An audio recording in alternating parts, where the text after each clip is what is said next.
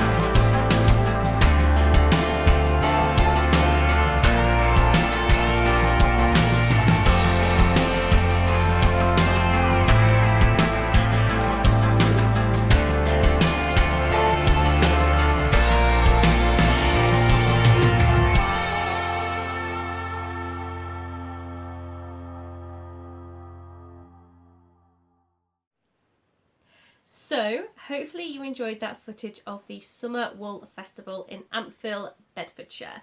It was a lot. It was a really big event. There was 3 halls in the school taken over by vendors, a corridor taken over, 2 marquees put up outside that were also full of vendors, several food trucks all over the place, and then also there was another hall that I didn't go into where there was workshops and a magazine sale. I think there was possibly also another area inside with some indoor seating and another food vendor.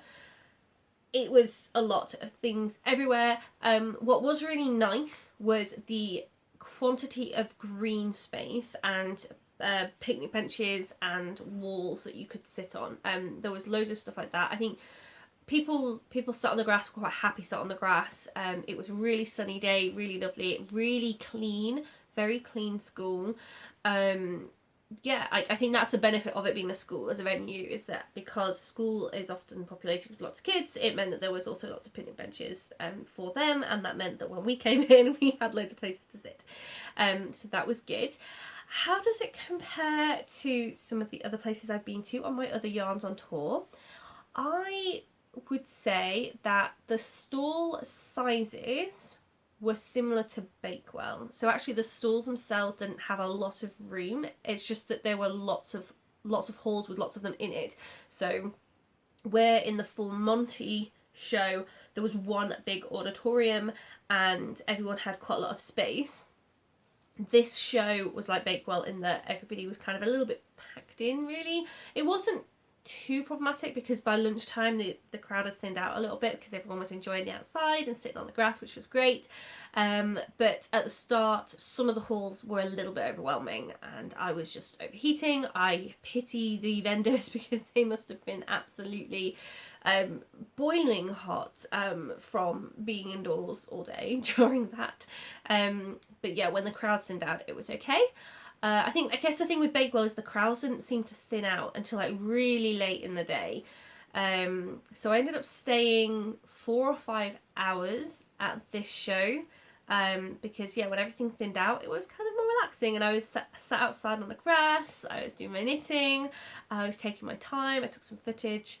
So I think it was more relaxed than Bakewell. I'm not sure why that is, because Bakewell also had green spaces and picnic benches outside. I wonder if there's sort of something psychological about at Bakewell you had to leave the event to get to the coffee shop on the outside, whereas for this one you were not leaving the event, you just went outside into the playfield. You didn't have to like leave and come back and show your ticket to get back in. So maybe that's what it is. Maybe it's the fact that there were food stalls like in the event as well, so people didn't go and get their lunch. It kind of felt like it flowed a bit better in that respect. So things kind of thinned out, not because people were going home, but because people were just having their lunch. Sorry for the abrupt cut there. The problem with sitting outside all day is that your hay fever starts to play up. So I just needed a little bit of a sneeze break. Where was I? I was describing the stall size was comparable to Bakewell. The overall atmosphere with going outside, enjoying the sunny day, seemed to somehow be better at the Summer Wool Festival than it was at Bakewell, but I can't think why per se. And then how does it compare to the Wool Monty? The Wool Monty show was one big auditorium, lots of space for the stalls, so they definitely win on stall space, but the lighting wasn't great. Because it was inside like a science park, it kind of had quite moody auditorium lighting. People in the corners at the Wool Monty you couldn't see, whereas for the most part everybody at the Summer Wool Festival was visible. There were a few dark places like earlier on in the day when the sun hadn't quite come out, but actually by the time the sun came out everything seemed to be well lit, so I think it was okay. Seating, there was definitely seating at the Wool Monty show, so that was already way better than Bakewell, because Bakewell there wasn't seating, like not in the event, there was seating outside the event. You could go to the coffee shop or you could go to the park benches and come back in, but there was seating like in the event for the Wool Monty and in the event for the Summer Wool Festival. So I think that's a big plus. There was potentially not enough seating at the Wool Monty show. Like you couldn't go and sit down and relaxingly knit because you were conscious that someone had gone to get some food or a drink and they needed to sit down. So everything kind of got, like, the seating got a little bit packed at lunchtime at the Wool Monty, and there was an actual like cafeteria at the Wool Monty show. I walked out of the Wool Monty show maybe 2 o'clock in the afternoon, something like that, and that was still so busy, and that was at 2 o'clock in the afternoon, so I can't imagine what that was like at lunch. So yeah, I mean, I guess the benefit there is that we could actually go out and sit in the sun today. Overall, I still think that the Wool Monty show is my favourite, just because the practicalities of going around the stalls were that much easier. But I really enjoyed today. The atmosphere was great. I ended up staying for like 4 or 5 hours. So yeah, definitely enjoyed myself. So, in case you were wondering how I handle an event like this, because I have spoken about crowds and I have had a bit of a tone of negativity when I've done that. I know that a lot of people don't like crowds. I'm one of them. I have a system to help me deal with the day, and it includes a lot of breaks because I do have chronic fatigue. I'm fortunate enough that I am on the milder side of the chronic fatigue scale. My symptoms are manageable, so I can actually go to a day like this. I'm just conscious that I'm going to be symptomatic for the next week or so whilst I pay that back to myself. But that means that my process has to include a lot of breaks, and I have to be quite systematic about it, and I have to make sure that I manage the overwhelming nature of a yarn show. So what I do is I take a first pass, and this is my triage pass. So if you're medical, you'll have probably heard of that term before. Other people might have heard of it, but I've heard of it most in a medical context. A triage is where you are looking for your moments of most urgent attention. So in the medical sense, that is who is most in need of medical attention. But in the yarn sense, for me, when I go around a show, it's what is most calling to me, what do I most want, what do I really, really desire in this yarn show. And I try not to buy anything during this triage. It's about going around and doing a first pass like analysis of what it is that you want to focus your energy on. And sometimes I do buy things because sometimes I think, okay, well, I can only see one of that. I want to get it. I want to make sure that it doesn't go. So I will buy sometimes on the first pass, but I do minimal buying. I am looking for the things that are jumping out to me. But I don't want to go and buy everything there and then, because I will quickly get to halfway around the show and I won't have any money left. So it's also about prioritising where I'm going to spend my money. My second pass is my purchase round. So usually after a break, so I'll have my first pass and then I'll have a little break, get away from the crowds. My second pass is my big purchase. So I will go to various shops. I'm not going to push my way into shops that are crowded. I will kind of loiter in the area and wait until things calm down. I'll have a little break at the side. But if the shop is empty, then I'll jump in there, I'll grab what I wanted to buy. And then that is where typically I've done the majority of my purchasing. This show is different, I'll talk about that in a bit. But what I do after a much more extended break, after my second pass, is I just go back round again 1/3 time. And I go back round a much slower pace. The crowds have usually thinned out by now. I can take some footage. And as I'm going round, I'm seeing things in a new light. This is what's refreshing about the third pass. I've already got the things that I was most urgent to buy from the show. And because I'm taking that slower, more careful look, this is my breathing space, this is my thinking space. And I find things that I wouldn't have bought if it were not for going back round again. So I do that. Because it's slower, I can take as many breaks as I want. I can sit down, take a rest, go back. Really important for something like today where there were so many buildings. I would do maybe a couple of the buildings and then take a break and then go and do some more. And that's, yeah, just, it's funny how much I come away with. Well, it's funny how much I came away with today. Usually what will happen is I'll buy most in my second pass and then like little bits in my third pass. And the things in my third pass will often not be yarn. Sometimes there's some more yarn, maybe like a yarn I haven't thought of before, but mostly it's sort of notions and things. This time was different because I did my first pass and I wasn't as drawn to things as I've been in the past. And I don't think that's because of the yarn, because there was some absolutely lovely yarn on display today. But I think it's because I was so conscious of how much I've spent in the previous show. And I've just got so much yarn in here, it's becoming overwhelming as well. I want to use some of it, that I had more of a method. I had things in mind that I wanted to get today. And so my second pass of buying things, I actually only came away with about half as much as what I did overall. I did another third pass where I bought as much stuff, but the stuff I bought was more thought out. It was more, oh well, if I'm going to do this with the yarn, to use this yarn, I'm going to need this. And it was, and I think I'm just maturing in my approach to yarn shows, which is great. So I'm happy that I have this, you know, pass system where I look for the things that I really want to get. I'm happy that I have this purchasing system where I go around and make sure I get the things I really want.